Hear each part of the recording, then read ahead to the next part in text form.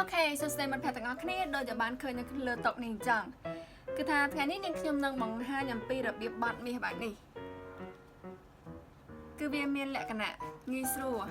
ហើយស្អាតទៀតអញ្ចឹងដើម្បីកុំឲ្យខាត់ពេលវេលាយូរតោះទៅរៀនពីរបៀបធ្វើទាំងអស់គ្នាអញ្ចឹងជាដំបូងគឺយើងត្រូវការមានកระดาษបែបនេះឬក៏យើងចង់បត់กระดาษផ្សេងក៏បានដែរចាគឺយើងបត់กระดาษហ្នឹងបែបនេះបត់ឲ្យវាចេញជារាង4ទ្រង់ស្មើអញ្ចឹងជាការល្អបើយើងចង់បត់នេះបែបនេះគឺយើងយកกระดาษ4ទ្រង់ស្មើមកគឺវាមានភាពងាយស្រួលជាងចាហើយដោយសារតែกระดาษខ្ញុំនេះវារាងធំជាងអញ្ចឹងវាសល់ជើងបែបនេះអញ្ចឹងគឺនាងខ្ញុំត្រូវបត់ជើងនេះចូល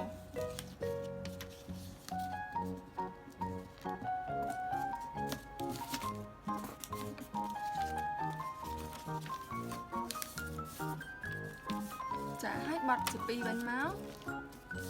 បត់បែបនេះតមកទៀតគឺយើងបត់ជា2ទៀត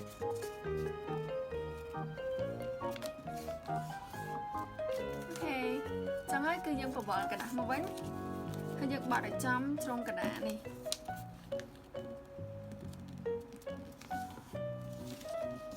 គឺបត់ទាំងសងខាង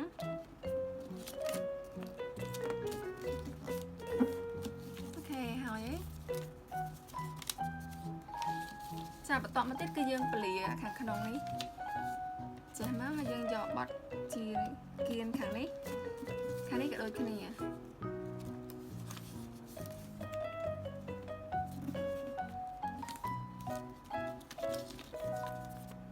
តោះមកយើងបត់ខាងក្រោយនេះម្ដង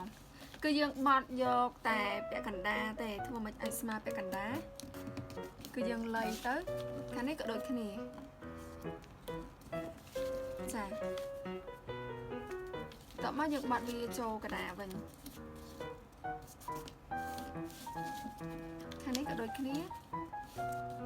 គឺយើងបាត់ធ្វើយ៉ាងម៉េចកន្លែងនេះឲ្យវាស្មើគ្នាទើបបាត់ចេញមកស្អាតអូខេខាងនេះអញ្ចឹងគឺយើងបាត់ជើងនេះឡើង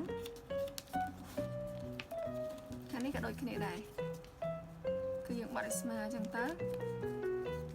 ហើយសល់អានេះគឺយើងបត់វាចូលមកក្នុងនេះ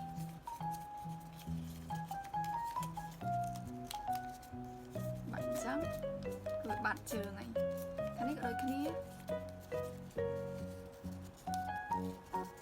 អូខេអញ្ចឹងមាសនេះគឺរួចរាល់យើងគ្រាន់តែពលាវាចេញមកគឺហើយអញ្ចឹងរបៀបពលាគឺយើងពលាវាអញ្ចឹងយើងលុបឡាយចូលទៅខាងក្រោមហើយយើងទាញវាមក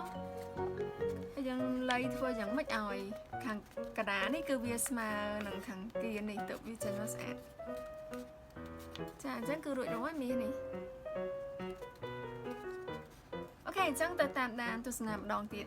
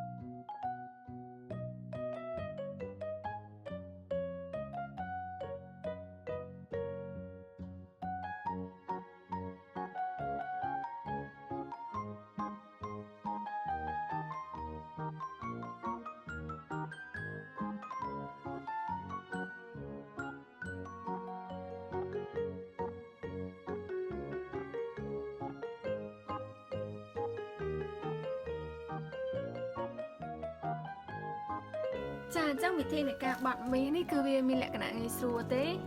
ហើយវាបត់ចេញមកគឺស្អាតប្លែកទៀត